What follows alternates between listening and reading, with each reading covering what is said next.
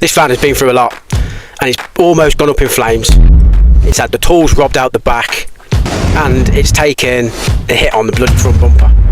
But today I'm finally going to give you the full unfiltered van tour of my DIY stealth camper. We've got a full gaming setup inside, a custom kitchen build almost entirely for free, security upgrades and a whole lot of custom tweaks that make living in this thing a breeze. Let me know down in the comments what your favourite part of this build is. So let's get into it. It's a volume ain't right. So basically got a dodgy bumper there. I hit someone a while back, top of an hill, didn't see him coming. I just braked and luckily I only tapped it, but a bit of a dent there. It's alright though, passes MOT every time. That used to have all sign written on it, changed all that, took it all off. Load of distraction I didn't need after moving into the van. Then we've got the old slam locks on here. They basically stop people from opening your door depths, because you can get like a crowbar down there and open it quite easy. Whereas these, you need a special key, and it cost me like, well, if you lose that key you're gonna have to fork out about 150 quid. So that's not what you need. So that's them. Couple of holes up here where where was that gone? Hole there and a hole there where I was screwing some battens on the other side of the door and it come through. So I've just put a bit of Sikaflex on there. Jobs are good in. This here is for the vent. That's basically that's where all my electrics are beyond there. Just creates a bit of airflow going in. So that's that. That's recently added, that one, to be honest. Here's the shore power. Nice and clean in there. Not. Basically that's where I charge up from my batteries. Only really charge up in the winter. Now it's getting warmer. It's not so bad. But I'll tell you a story. A few weeks ago I had to change that because there was what was it? It was like it overheated a little bit, so I had to. It weren't charging up, and when I looked at the consumer unit, it all like melted. And there is a video on that on my channel, so go and check that out if you get time. So yeah, I had to replace that for a metal one, but it had lasted 3 years anyway, so it was all right. So then we come on to the back. Old GB, that's where they got in my van. Bloody bolt copped it, hooked it over, and then opened the door up. Even with them slam locks on, they still got in.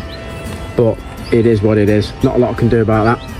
I think they stole about £400 worth of tools. But if you go onto my channel, there's a CCTV video on there which you can have a look at.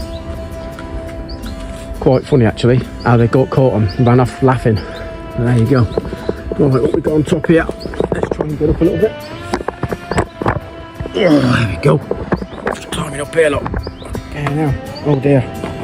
Okay, hopefully it don't break on me. So we've got a nice little 420 watt solar panel there. And then over there, that's where the that's like a shark fin antenna. That basically boosts the signal from the outside to the inside. This is my little what they're called, vents. It's like a max fan vent, but it's not max fan. It's just a cheap thing, and I was nervous about it leaking, so I just went overkill on this Sikaflex just to make sure. And obviously it's just manual, so that could come up there. All right, let's get back down. Oh. Right, and inside, we're not playing, not today. We're in stone. So we come in here and we got no seat. No seat. So what I did there is basically took the two front seats out and then put my fridge in, because I didn't have no limited space, you see. Put the fridge in, and then obviously this is where Rowan eats. That's where she sleeps over there as well most of the times, but it's too hot today for her to be in the front. And this what's it called, tea towels on here, basically just when she likes to put her paws on there and watches out the window when I'm driving, so she likes that. Keeps her from slipping over. And then down here is the diesel heater. That's where she is, and in a box, keeps it a bit more soundproofed as such. And then what I actually did with this diesel heater as well is I've put this extender bit on here just to keep that pipe going that way, and then I've run that pipe all the way around the back of these drawers, and then I don't know if you can see down there, there's like a, just bloody towel out of the way, it's like a little outlet there, and that used to have a vent on it, but I took it off because it's too tight. And this is like a big cold spot down here, so I basically, that's just to keep this area warm a bit when I'm sat here. Then we've got these drawers, which are basically out of my wardrobe, out of my old house, to be honest. So these are just what I made myself. A couple of drawers. Get quite a lot of stuff in there, to be honest. And there you go. Nice little locks on them, so when you're driving, you don't come open. Then we've got this little pull-out thing here, if you can see. That basically pull out. I could do my work on there, and you know, put sometimes have my dinner on there and whatnot. That just slides in and out like that. Then we've got this little shelf here for the PlayStation. Obviously I do a lot of online gaming, so I needed the PlayStation in there. All this van was built in mind, built for gaming really. Then we've got the TV, which is back here. It's an Avtex, whatever that is.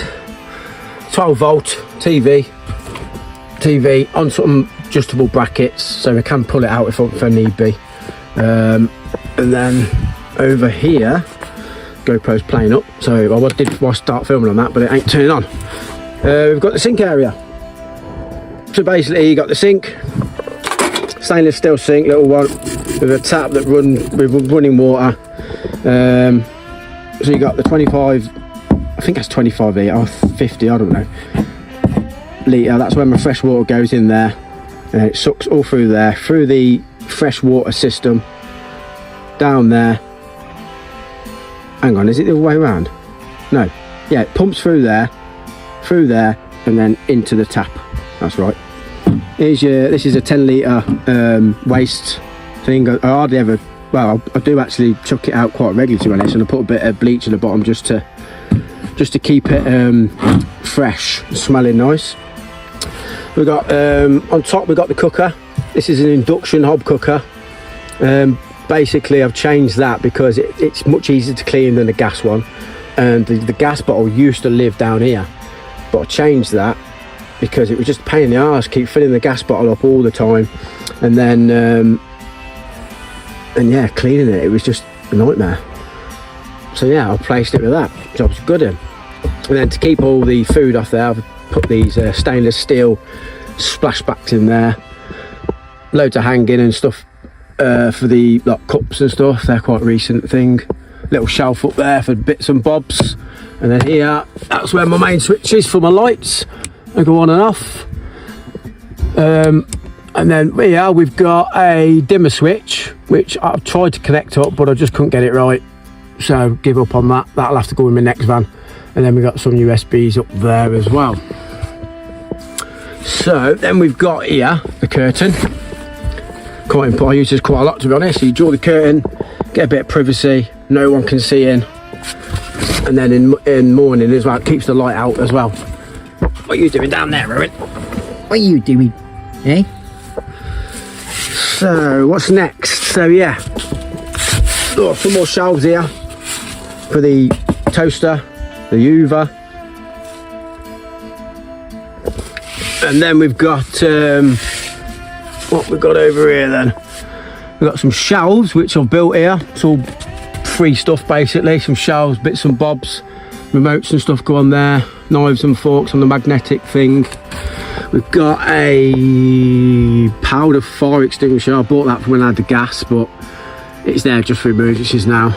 A slow charger up there, more shelving and stuff all there, all bits and bobs in there, junk basically. You always find places to stuff, don't you? Then we've got over here, I basically put like a little curtain up here, if you can see that. It's a little curtain up there, and basically what that does is in the winter it keeps all the cold off my head, because it does get a bit cold sometimes. But then you flick the diesel heater on, which I'm just lying in bed, and I just flick that switch on there and it turns the diesel heater on, and you get warm quite quick anyway. So yeah, and then this ceiling, see the lovely ceiling there, it's all Sharp's X Sharp stuff. Basically I used to wardrobes and stuff for Sharps, and it's just the excess material that that was left on jobs, so I'll just add it. Most of the stuff in here, apart from the drawers and that, are from Sharps. You know, this worktop's from Sharps. Just repurposed all the kitchen area. I've still got loads in my garage as well, so that'll go on the next van. And in here is the electrical cupboard. You can't see it at the moment, but I will do a video on that in the future, very soon actually, so make sure you subscribed to the channel. That's the opposite side of the vent where the airflow can come through, because it does get a bit hot in there when the thingy's charging, the inverter, when that's charging. Got a little hole there. That hole there is basically, if you can see in there, try and get in there. Whoop. Yeah, there's like a little switch in there which I use to turn the power on and off. And then up here we've got another switch, and that's where at night time I just turn my inverter on and off there. Well, yeah, it's getting hot in here. Here, that's my solar isolator switch, so I can turn that on and off. And then down here is the consumer unit that I explained earlier, where I nearly had a fire. Now that one's all metal, I can get access to it quite easy, to be honest. And that's it, guys, the full tour of this van. Thank you so much for watching, and if you made it this far, then please leave a like, drop a comment, let me know what you think of my setup, and hit that bloody subscribe button for more van life adventures and builds. I'll catch you on the next one.